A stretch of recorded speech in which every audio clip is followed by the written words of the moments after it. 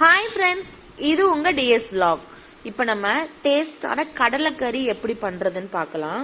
தேவையான பொருள் இது: தாளிக்க கடுகுளுந்து, சீரகம், சோம்பு, ஒரு தக்காளி, ஒரு பல்லாரி, புதினா, கருவேப்பிலை, மல்லித்தழை, இஞ்சி, பூண்டு, பச்சை மிளகாய். நான் ஆல்ரெடி பட்டாணியை 2 விசில் விட்டு வச்சிருக்கேன்.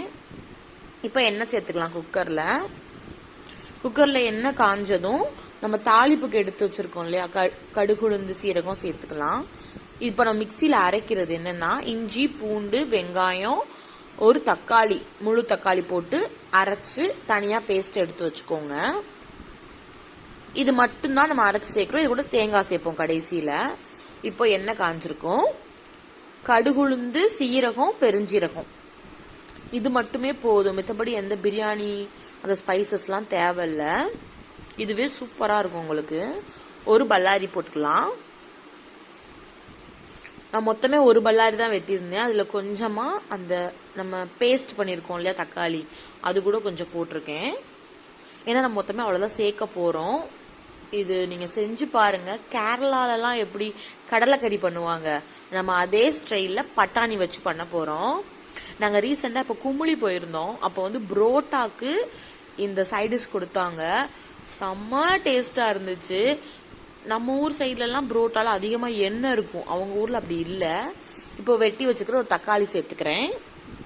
அந்த புரோட்டால ஒரு சொட்டு கூட எண்ணெயே இல்லை, அவ்வளோ சாஃப்டா நூல் புரோட்டா இருந்துச்சு. அதுக்கு இந்த கடலைக்கறி வச்சு கொடுத்துருந்தாங்க. அங்கே எங்களுக்கு தெரிஞ்ச ஒரு பையன் வேலை பார்க்குறாங்க. அவங்க கிட்ட இதோட ரெசிபி கேட்டப்போ சொன்னாங்க, எப்படி நம்ம கடலைக்கறி பண்றோமோ கேரளா ஸ்டைல் கடலைக்கறி, அதே இதில் பட்டாணி போட்டு செய்வாங்க இங்க அப்படின்னு சொல்லியிருந்தாங்க. அதுதான் நான் வீட்டில் ட்ரை பண்ணியிருந்தேன். இப்போ தக்காளி இந்த அளவுக்கு வெந்திருக்கு.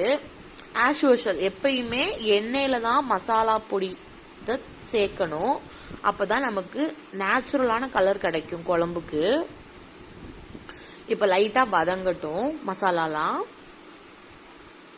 மசாலா வதங்கவும் நம்ம அரைச்சி வச்சிருக்கோம் இல்லையா அந்த பேஸ்ட், அதுல வந்து இஞ்சி பூண்டெல்லாம் போட்டிருக்கோம். அதெல்லாம் சேர்த்து தான் நம்ம வதங்க விடணும். அதுக்குள்ள தண்ணி எதுலையுமே ஊத்திராதீங்க. இப்ப இந்த அளவுக்கு வதங்கி இருக்கு. இப்ப நம்ம அரைச்சி வச்சிருக்கிற பேஸ்ட் சேர்த்துக்கலாம். இந்த பேஸ்ட் சேர்த்துமே நல்லா அந்த தக்காளியோட பச்சை ஸ்மெல் எல்லாம் போற அளவுக்கு நல்லா வதக்கணும். தக்காளி, இஞ்சி போட்டிருக்கோம், அதுல இஞ்சி பூண்டு, அதோட பச்சை ஸ்மெல் ஃபுல்லாகவே போகணும். அந்த அளவுக்கு வதக்கிக்கோங்க.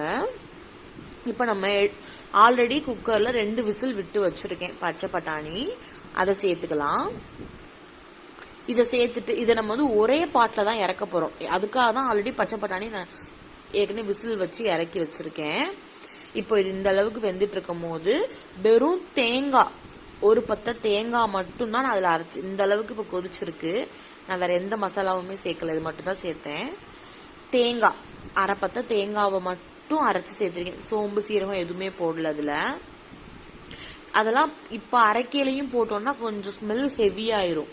நமக்கு வந்து நார்மலா இருந்தா போதும். அப்பதான் எல்லாத்துக்குமே வச்சு சாப்பிட முடியும்.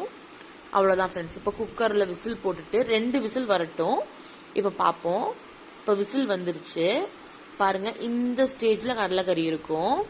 இது வந்து நீங்க பூரி, சப்பாத்தி எல்லாத்துக்குமே, தோசை, இட்லிலாம் வச்சு சாப்பிடலாம். நாங்க வந்து எங்க வீட்டுல ரசம் சாதம், இந்த பட்டாணி கறி செம்ம டேஸ்டா இருந்துச்சு. ட்ரை பண்ணி பார்த்துட்டு எப்படி இருந்துச்சுன்னு சொல்லுங்க. Thanks to watch my channel. Bye.